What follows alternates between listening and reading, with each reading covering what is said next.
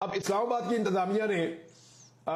बड़ी तकोदो करके F9 park में गालिबन वहां पे उन्होंने एक प्रोग्राम रखा, म्यूजिकल शो कि जश्न आजादी पे हम एक म्यूजिकल शो करवा रहे हैं तो पाकिस्तानी आ जाए। बड़ी सख्त उन्होंने कड़ा इंतजाम किया कि पाकिस्तान तहरीक इंसाफ का झंडा अंदर नहीं जाना चाहिए, पाकिस्तान का झंडा अंदर जाना चाहिए। वो भी झंडा कपड़े का बना हुआ होता है, कोई आदमी अगर अपने जिस्म के नीचे लपेट के ले जाए या कोई खातून अपने पर्स में डाल के ले जाए तो कैसे आप झंडा टटोल सकते हैं या ढूंढ सकते हैं। तो लोग खाली झंडे अंदर ले गए और फिर पाकिस्तान के झंडे तो थे ही, उन्होंने डंडे के नीचे दूसरा झंडा लगाया और पाकिस्तान तहरीक इंसाफ का झंडा भी वहां नजर आना शुरू हो गया। अब हमने कुछ मनादिर ऐसे देखे, यानी इस्लामाबाद के जो इंतजामिया है उनका म्यूजिकल शो है, वहां पे उन्होंने जबरदस्त सिक्योरिटी का इंतजाम किया और कोशिश की है कि कुछ हो जाए, पाकिस्तान तहरीक इंसाफ के बंदे ना आए, पाकिस्तान तहरीक इंसाफ के नारे ना लगे। और थोड़ी देर के बाद इंतजामिया को महसूस हुआ कि ये पूरा का पूरा शो जो है ये हाईजैक हो गया है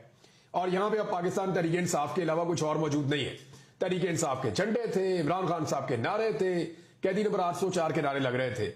यानी तेरा यार मेरा यार, कैदी नंबर 804।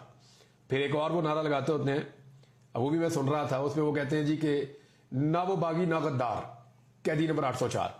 तो लगा लगा के नारे लोगों ने जो है वो सारे म्यूजिक कॉन्सर्ट का